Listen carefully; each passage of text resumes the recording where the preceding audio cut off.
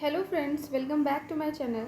दोस्तों, BPSC madam के channel पर आपका एक बार फिर से स्वागत है, जहां पर आप बीपीएससी की तैयारी मेरे साथ करते हैं और इस क्रम में हम डेली एमसीक्यूज़ लगाते हैं, चैप्टर्स का डिस्कशन करते हैं और जो भी रेलिवेंट चीज़ें होती हैं उन सब के बारे में हम यहाँ पर देखते हैं।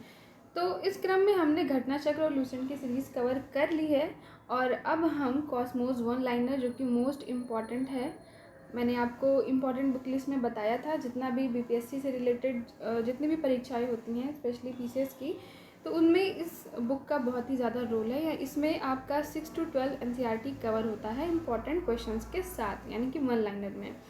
तो हम इसको कवर कर रहे हैं। एक वीडियो हमने देख ली थी, आज नेक्स्ट है। सबसे पहले हमने पार्ट ए में पॉलिटी स्टार्ट किया है, जैसा कि इस बुक में है। और दोस्तों, मैं आपको एक बात और बताना चाहती हूँ कि वैसे तो हमने घटना चक्र यानी पूर्वावलोकन की सीरीज़ कंप्लीट कर ली है एक बार, लेकिन अब हम सब्जेक्ट वाइज घटना चक्र जो स्पेशल आती है, जैसे पॉलिटी की अलग से आती है, ज्योग्राफी की अलग से आती है, तो क्योंकि अब हम पॉलिटी कवर कर रहे हैं तो अब साथ ही साथ मैं आपके लिए पॉलिटी की घटना चक्र भी स्टार्ट कर दूंगी एक दो चैप्टर होने के बाद। ठीक है, तो चैनल को सब्सक्राइब ज़रूर कर लीजिएगा क्योंकि आपके काम का है। और डिस्क्रिप्शन में दिए गए टेलीग्राम चैनल को जो लिंक दिया हुआ है, वहाँ से टेलीग्राम चैनल मेरा फॉलो कर लीजिए, बीपीएससी मैडम का। वहाँ पर आपको डेली न्यूज़पेपर मिल जाएंगे। डेली न्यूज़पेपर द हिंदू तो फिक्स होगा, प्लस इंडियन एक्सप्रेस और कभी कभी हिंदी न्यूज़पेपर भी प्रोवाइड कर देती हूँ। इसके अलावा आपको मंथली मैगजीन जैसे कि प्रतियोगिता दर्पण भी मिल जाती है, फ्री ऑफ कॉस्ट है, तो ऑफ कोर्स आपको वो चैनल सब्सक्राइब कर लेना चाहिए। चलिए देर नहीं करते हैं, शुरू करते हैं। आज से हम उद्देशिका यानी प्रेम्बल के बारे में हम देखेंगे। तो देखिए, इसमें सबसे इम्पोर्टेंट क्या होता है, यानी कि ये हमारा प्रस्तावना या उद्देशिका है। अब इसमें सबसे पहले तो ये पूछ लेता है कि स्टार्टिंग किससे हुई थी, तो हम भारत के लोग से या we the people of India, starting ये है। और जितने हाईलाइटेड वर्ड्स हैं इनको ध्यान में रखना है। तो कई बार कूट वाले प्रश्न में पूछ लेता है कि इन प्रस्तावना में इन शब्दों का यूज़ किया गया है, यानी कि ये शब्द आए हैं, तो इनमें से कोई एक नहीं होगा। तो आपको ये जो हाइलाइटेड वर्ड्स हैं इनको ध्यान रखना है, ये डेट याद रखनी है। ये तीन चीज़ें आपको प्रस्तावना से याद में रखनी है। ठीक है, तो हम भारत के लोग भारत को एक संपूर्ण प्रभुत्व संपन्न समाजवादी पंथ निरपेक्ष लोकतंत्रात्मक गणराज्य, इसका आपको क्रम तक पूछ लेता है, ये ध्यान रखेंगे। बनाने के लिए उसके समस्त नागरिकों को सामाजिक, आर्थिक, राजनैतिक न्याय, विचार, अभिव्यक्ति, विश्वास, धर्म और उपासना की स्वतंत्रता। ये क्वेश्चन पूछ लेता है कि कौन कौन से न्याय की बात की गई है, तो 3 प्रकार के न्याय हैं। इसी तरह से स्वतंत्रता किन किन चीज़ों की या कितने प्रकार की, तो ये बहुत ही इंपॉर्टेंट है उद्देशिका, इसको बिल्कुल आप रट लो। उपासना की स्वतंत्रता, प्रतिष्ठा और अवसर की समता, कितने प्रकार की समता की बात की गई है, 2 प्रकार की। कौन कौन सी प्रतिष्ठा और अवसर प्राप्त कराने के लिए तथा उन सब में व्यक्ति की गरिमा और राष्ट्र की एकता अखंडता सुनिश्चित करने वाली बंधुता बढ़ाने के लिए दृढ़ संकल्प होकर अपनी इस संविधान सभा में आज तारीख 26 नवंबर 1949 को इतर द्वारा संविधान को अंगीकृत, अधिनियमित और आत्मार्पित करते हैं। यानी कि आपको क्या क्या ध्यान रखना है। पहला तो स्टार्टिंग का क्या था, वर्ड्स, हम भारत के लोग, ये इतना ध्यान रखना है कि प्रस्तावना की शुरुआत कैसे हुई है। फिर आपको ये सारा क्रम याद रखना है, प्रभुत्व संपन्न समाजवादी पंथ निरपेक्ष लोकतंत्रात्मक गणराज्य, यानी कि क्रम। अब आपको 4 ऑप्शंस में से पहले गणराज्य लिख दिया हो फिर लोकतंत्रात्मक, तो वो गलत हो जाएगा, यानी इसका क्रम याद रखना है। इधर आपको कितने प्रकार के हैं, कितने प्रकार के न्याय हैं, कौन कौन से, स्वतंत्रता कितने प्रकार की है, कौन कौन से, समता कितने प्रकार की है, कौन कौन सी, ये सारी चीज़ें, और प्लस डेट याद रखना है।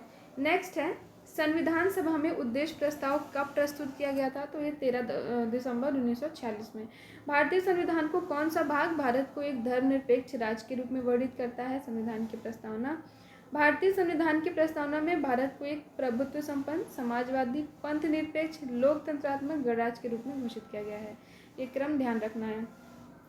नेक्स्ट, सर्वोच्च न्यायालय द्वारा ऐसा किस वाद में कहा गया था कि अनुच्छेद 368 के अंतर्गत संविधान के प्रस्तावना में भी संशोधन किया जा सकता है, परंतु मूल ढांचे का उल्लंघन करने वाला नहीं होना चाहिए। ये केशवानंद भारती वाद 1973 में हुआ था। नेक्स्ट है, यहाँ से भी कुछ इंपॉर्टेंट टर्म्स हैं, जैसे कि अनुच्छेद 32 संवैधानिक उपचारों का अधिकार को डॉक्टर भीमराव अंबेडकर ने संविधान का हृदय एवं आत्मा कहा है। तो आपसे ये क्वेश्चन पूछ सकता है कि डॉक्टर बी.आर. अम्बेडकर ने किसको, कौन से अनुच्छेद को संविधान की हृदय और आत्मा कहा है? अनुच्छेद 32। या फिर ऐसे पूछ सकता है कि संविधान की आत्मा एवं हृदय अनुच्छेद 32 को किसने कहा है? तो बी.आर. अम्बेडकर ने कहा है। नेक्स्ट है, सर अर्नेस्ट बार्कर ने प्रस्तावना को संविधान का परिचय पत्र कहा है। नेक्स्ट, भारत के संदर्भ में पंथ निरपेक्ष शब्द का सही भाव क्या है? भारत में राज का कोई पंथ या धर्म नहीं है। ठीक है, सभी धर्मों की, सभी पंथों की यहाँ पे क्या की जाती है? रिस्पेक्ट की जाती है और सभी बराबर हैं संविधान की नज़र में। उद्देशिका में सम्मिलित सामाजिक, आर्थिक और राजनीतिक न्याय के तत्व किससे संबंधित हैं? 1917 की रूसी क्रांति से। उच्चतम न्यायालय ने किस वाद में धारणा प्रस्तुत की कि उद्देशिका संविधान का अभिन्न अंग है? तो ये बम्बई बनाम यूनियन ऑफ इंडिया में। सभी व्यक्ति पूर्णता और समान रूप से मानव है, यह सिद्धांत क्या कहलाता है? सार्वभौमिकता का सिद्धांत। भारत में लौकिक सार्वभौमिकता है क्योंकि संविधान की प्रस्तावना आरंभ होती है, देखिए मैंने बोला था ना किससे आरंभ होती है? हम भारत के लोग, या फिर इंग्लिश में अगर पूछ लिया तो we the people of India. लोक कल्याण शब्द भारत के संविधान की उद्देशिका में नहीं है, बल्कि ये राज्य के नीति निदेशक तत्व का भाग है, ये ध्यान रखेंगे। किस संशोधन के द्वारा भारतीय संविधान की उद्देशिका में संशोधन हुआ था? 42वां। नेक्स्ट, इसको आपको पता होगा, इसको मिनी कॉन्स्टिट्यूशन भी कहते हैं। भारतीय संविधान की प्रस्तावना में जिन आदेशों एवं उद्देश्यों की रूपरेखा है उनका विस्तार कहाँ है? मूल अधिकारों, राज्य के नीति निदेशक सिद्धांत एवं मौलिक कर्तव्यों के अध्याय में। राज्य का सबसे महत्वपूर्ण तत्व क्या है? संप्रभुता। समाजवादी अखंडता, पंथ निरपेक्ष शब्द संविधान की प्रस्तावना में कब जोड़े गए? 42वें संविधान संशोधन द्वारा। उद्देशिका को राजनीतिक जनपत्री किसने कहा? के.एम. मुंशी ने, यहाँ पे भी था। नेक्स्ट है, प्रस्तावना संविधान का अंग नहीं है, उच्चतम न्यायालय ने ये मत किस विवाद में बोला था? तो ये भी इम्पॉर्टेंट है, 1960 बेरूबारी बनाम संघ मामले में। संविधान निर्माण में महत्वपूर्ण भूमिका निभाने वाले संविधान सभा के सदस्य सर अल्लादी कृष्ण स्वामी अय्यर के अनुसार संविधान की प्रस्तावना हमारे दीर्घकालिक सपनों का विचार है। गोलकनाथ बनाम पंजाब राज्य के मामले में न्यायमूर्ति एम हिदायतुल्लाह ने उद्देशिका को संविधान की मूल आत्मा कही है, ये भी ध्यान रखेंगे। नेक्स्ट है, यूनियन एंड इट्स टेरिटरीज, संघ एवं राज्य क्षेत्र। अनुच्छेद 1(3) भारत के राज्य क्षेत्र में निम्नलिखित क्षेत्र शामिल हैं। राज्यों के राज्य क्षेत्र, संघ राज्य क्षेत्र, ऐसे अन्य राज्य क्षेत्र जो अर्जित किए जाएं। भारतीय संघ के अंतर्गत किसी राज्य को सम्मिलित करने का अधिकार किसको प्राप्त है? संसद को। मोस्ट रिपीटेड क्वेश्चन है। संविधान के प्रथम अनुच्छेद के अनुसार भारत होगा राज्यों का संघ, ये भी इम्पॉर्टेंट है, ध्यान रखेंगे। देखने में सिंपल लग रहा है लेकिन आप कंफ्यूज हो सकते हैं। भारत में कितने राज्य एवं संघीय प्रदेश हैं? 28 राज्य एवं 8 संघीय प्रदेश। नेक्स्ट, लोकसभा में केंद्र शासित प्रदेशों के लिए अधिकतम कितनी सीटें आरक्षित हैं? 20। दो पृथक केंद्र शासित प्रदेशों के रूप में जम्मू कश्मीर का विभाजन कब हुआ था? 31 अक्टूबर 2019 को। संघ इसके राज्य से संबंधित अनुच्छेद है।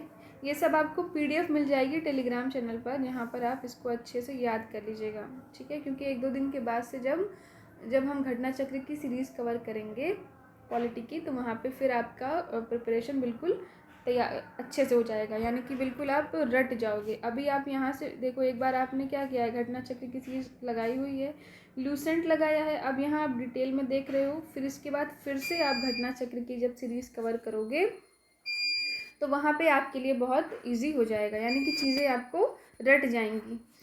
नेक्स्ट है, नए राज्य के गठन की शक्ति किसे प्राप्त है? संसद को। कहते हैं दोस्तों कि किसी चीज़ को इतना पढ़ो या इतना तैयार करो कि वो आपकी आदत बन जाए, यानी कि आपने देखा होगा जिन चीज़ों की हमें आदत होती है फिर हमें वो चीज़ें हम भूलते नहीं हैं, ठीक है? वो हम जो हमारी आदतें होती हैं वो काम हम बिना किसी एफर्ट के कर लेते हैं। तो हमको पढ़ाई भी इतनी ही करनी है कि इतना ज़्यादा पढ़ लेना है उसी चीज़ को कि बिल्कुल हमारे अवचेतन मन में चला जाए। नेक्स्ट है, राज्यों के पुनर्गठन से संबंधित फजल अली आयोग का गठन कब हुआ? 1953 में। तो उसी क्रम में मैंने सोचा है कि आपको साइकोलॉजिकली भी कहते हैं कि अगर आपने एक चीज़ को 5 बार पढ़ लिया है, एवरेज या जिसका ठीक ठाक माइंड काम करता हो, आपने एक चीज़ को 5 बार लगातार पढ़ लिया है तो फिर वो आपके माइंड में फिक्स हो जाती है। तो उसी हिसाब से हमने पहले घटना चक्र लगाया, फिर लूसेंट लगाया, फिर अब हम कॉस्मोस सीरीज़ लगा रहे हैं। इसके बाद फिर से घटना चक्र लगाएंगे। रिवीजन के लिए मास्टर वीडियो है। इन सब के बाद तो आपका बिल्कुल प्रिपरेशन हो ही जाएगा। नेक्स्ट है भाषाई आधार पर भारत में सर्वप्रथम किस राज्य का गठन हुआ था? आंध्र प्रदेश का, सबको पता होगा। राज्य पुनर्गठन आयोग ने 1 नवंबर 1956 को कितने राज्य और केंद्र शासित बनाए थे? 14 राज्य, 6 संघ राज्य। सिक्किम भारत का एक पूर्ण राज्य किस वर्ष बनाया गया था? 36वें संविधान संशोधन के अंतर्गत 1975 में। भारत में केंद्र शासित प्रदेश का प्रशासन किसके द्वारा? राष्ट्रपति द्वारा। नेक्स्ट है, ये सब आप डिटेल में देख लीजिएगा, जितने क्षेत्रीय परिषद हैं इन सब के बारे में। ये सब आपको PDF मिलेगी। यहाँ से आप राजधानी, भाषा, जिलों की संख्या, क्षेत्रफल, जितने भी राज्य हैं, ये सब आप डिटेल में देख लीजिएगा अच्छे से। चलिए आगे देखते हैं। नेक्स्ट, नागरिकता से रिलेटेड नेक्स्ट है, भारतीय नागरिकता प्राप्त करने हेतु कितने तरह से प्राप्त कर सकते हैं? तो 5 प्रकार है। पहला क्वेश्चन तो यही देख लेंगे। जन्म से, वंश अधिकार द्वारा, पंजीकरण द्वारा, देशीकरण द्वारा, भूमि के अर्जन द्वारा। नेक्स्ट है, भारतीय संविधान किस प्रकार की नागरिकता प्रदान करता है? एकल नागरिकता। USA ने दोहरी नागरिकता के सिद्धांत को अपनाया है। नागरिक संशोधन अधिनियम 2019 CAA यानी कि सिटीजनशिप अमेंडमेंट एक्ट में किन देशों के लिए नागरिकों को भारत की नागरिकता प्रदान करने का प्रावधान है? तो पाकिस्तान, बांग्लादेश, अफगानिस्तान। नेक्स्ट है, भारतीय नागरिक की नागरिकता किस आधार पर प्राप्त हो सकती है? परित्याग, पर्यावसान, वंचना के आधार पर। भारत से बाहर लगातार कितने वर्षों तक रहने पर भारतीय नागरिकता समाप्त हो जाएगी? 7 वर्ष तक। प्रवासी भारतीय दिवस कितने अंतराल पर मनाते हैं? प्रत्येक 2 वर्ष पर। कब मनाते हैं ये मुझे कमेंट सेक्शन में कमेंट करके बताइए। नेक्स्ट है, लक्ष्मीमल सिंघवी समिति किससे संबंधित है? दोहरी नागरिकता से। किसी व्यक्ति द्वारा भारतीय बैंकों में धन जमा करके भारत की नागरिकता प्राप्त नहीं की जा सकती। भारतीय संविधान में एकल नागरिकता का प्रावधान किस देश से लिया गया है? ब्रिटेन से। भारतीय मूल के व्यक्ति का कार्ड धारक भारत में नहीं खरीद सकता क्या? कृषि भूमि। नेक्स्ट है, NRI, PIO और OCI कार्ड धारक की तुलना। इसको भी आप डिटेल में देख लीजिएगा। नेक्स्ट है, मूल अधिकार।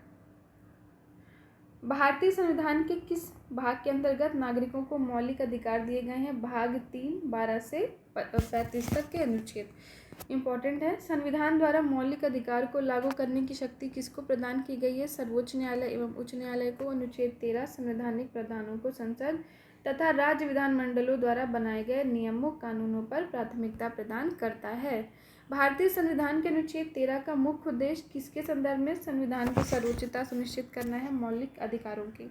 भारतीय संविधान में समानता का अधिकार का विस्तार कहाँ से कहाँ तक है? अनुच्छेद 14 से 18 तक। नेक्स्ट है, भारतीय संविधान का कौन सा अनुच्छेद विधि के समक्ष समता के अधिकार से संबंधित है? आर्टिकल 14। जन्म, लिंग, मूल वंश, जाति, धर्म आदि के आधार पर विभेद का प्रतिषेध अनुच्छेद 15 एक मूल अधिकार है, जिसे समानता का अधिकार कहते हैं। भारतीय संविधान की प्रस्तावना में प्रयुक्त समाजवाद शब्द को किस अनुच्छेद के साथ समग्रता में रखकर सर्वोच्च न्यायालय द्वारा समान कार्य के लिए समान वेतन, ठीक है, का मौलिक अधिकार प्रदान किया गया है? अनुच्छेद 14 और 16। नेक्स्ट है, तो ये भी इम्पोर्टेंट है, इस समय चर्चा में भी है, ठीक है। नेक्स्ट है, भारतीय संविधान के अनुच्छेद में से कौन सा लोक नियोजन के विषय में भारत के सभी नागरिकों को अवसर की समानता की गारंटी प्रदान करता है? Article 16(1) and 16(2). OBC जातियों के वर्गीकरण हेतु किसकी अध्यक्षता में आयोग का गठन किया गया? जस्टिस रोहिणी। संवैधानिक उपबंध, अब इसके बारे में, ऐसे मूल अधिकार जो केवल भारतीय नागरिकों को प्राप्त हैं और भारतीय और विदेशी दोनों को जो प्राप्त हैं, ये भी इम्पोर्टेंट है, ध्यान रखेंगे, ठीक है। तो जीने का अधिकार, शिक्षा का अधिकार, अपराध के लिए दोष सिद्धि के संबंध में संरक्षण, विधि के समक्ष समता, कुछ दशाओं में गिरफ्तारी एवं निरोध से संरक्षण, शोषण के विरुद्ध अधिकार, धर्म और संस्कृति की स्वतंत्रता, ये दोनों को प्राप्त हैं। बाकी इधर वाले यानी कि धर्म, मूल वंश, जाति, लिंग, जन्म स्थान के आधार पर विभेद का प्रतिषेध, लोक नियोजन के अवसर में विषय में अवसर की समता, वाक एवं अभिव्यक्ति की स्वतंत्रता, अल्पसंख्यक वर्गों के हितों का संरक्षण, शिक्षण संस्थानों की स्थापना और प्रशासन करने का अल्पसंख्यक वर्गों का अधिकार। ये सब केवल भारतीय नागरिकों को है। यानी कि शिक्षा का अधिकार दोनों को है, लेकिन शिक्षण संस्थानों की स्थापना केवल भारतीयों को। संविधान के किस अनुच्छेद के अंतर्गत अस्पष्टता का उन्मूलन है? आर्टिकल 17। रिपीटेड है, इंपॉर्टेंट है, हालांकि सिंपल है, आप सबको पता होगा। नेक्स्ट है, संविधान में अस्पष्टता परिभाषित नहीं है। अस्पष्टता निवारण अधिनियम 1955 के अंतर्गत अस्पष्टता को बढ़ावा देना एक दंडनीय अपराध है। अनुच्छेद 18 का संबंध किससे है? उपाधियों के अंत से। भारतीय संविधान के किस अनुच्छेद में वाक एवं अभिव्यक्ति की स्वतंत्रता है? आर्टिकल 19। भारत के संविधान में प्रेस की स्वतंत्रता 19A। भारतीय संविधान में, अच्छा आप क्या मुझे बता सकते हैं कि भारत की रैंकिंग क्या है प्रेस फ्रीडम में? अगर आपको पता है तो कमेंट करके बताइए। भारतीय संविधान में आर्थिक समानता के मौलिक अधिकार में सम्मिलित नहीं है। अब यहाँ से आर्टिकल 19 के अंतर्गत 6 प्रकार की स्वतंत्रता है। वाक एवं अभिव्यक्ति की 19(1)(a), शांतिपूर्ण हथियार रहित सम्मेलन का अधिकार 19(1)(b), संगम या संघ या सहकारी समिति बनाने का अधिकार 19(1)(c। ये वाला आप थोड़ा ध्यान रखिएगा, ठीक है, क्योंकि अभी आजकल जो ट्रेंड में चल रहा है, बहुत सारे आंदोलन हो रहे हैं, धरने हो रहे हैं, तो ये इम्पोर्टेंट हो जाता है। कोई वृत्ति, आजीविका, व्यवसाय का व्यापार करने का अधिकार 19(1)(g), भारत के किसी भाग में निवास करने बसने का अधिकार 19(1)(e), भारत के राज्य के क्षेत्र में आबाद संरक्षण का अधिकार 19(1)(d। ये भी इम्पोर्टेंट है, ये भी इम्पोर्टेंट है, और ये वाला इस समय ट्रेंड के हिसाब से मोस्ट इम्पोर्टेंट है। नेक्स्ट है, भारतीय संविधान के किस अनुच्छेद के अंतर्गत ये प्रावधान किया गया है कि किसी अपराध के अभियुक्त को स्वयं अपने विरुद्ध गवाह बनने के लिए बाध्य नहीं किया जा सकता? अनुच्छेद 20C में। संविधान को कौन सा अनुच्छेद दोष सिद्धि के संबंध में अभियुक्तों को दोहरे दंड एवं स्व अभिशासन से संरक्षण प्रदान करता है? आर्टिकल 20। भारतीय संविधान का कौन सा अनुच्छेद व्यक्ति की विदेश यात्रा के अधिकार को संरक्षण करता है? आर्टिकल 21। मौलिक अधिकारों के अंतर्गत कौन सा अनुच्छेद बच्चों के शोषण के विरुद्ध प्रावधान से संबंधित है? आर्टिकल 24। भारतीय संविधान के अनुच्छेद 25 में प्रयुक्त हिंदू शब्द में बौद्ध, जैन और सिख धर्म भी सम्मिलित हैं, ये भी ध्यान रखेंगे। भारतीय संविधान के अनुच्छेद 32 के अंतर्गत कौन से अधिकार हैं? मौलिक अधिकार। मौलिक अधिकारों का संरक्षण यानी कस्टोडियन कौन है? तो जुडिशरी यानी न्यायपालिका। आर्टिकल 31 मतलब 30 का 1 अल्पसंख्यकों को अपनी रुचि के शिक्षण संस्थानों को स्थापित एवं संचालित करने के अधिकार को संरक्षण प्रदान करता है। डॉक्टर BR अम्बेडकर ने मौलिक अधिकारों में से किसे संविधान का हृदय और आत्मा का? आर्टिकल 32। अनुच्छेद 26 के अंतर्गत सभी धर्मावलंबियों को धार्मिक संस्था की स्थापना और धार्मिक कार्यों के प्रबंधन का अधिकार है, ये भी ध्यान रखेंगे। नेक्स्ट है,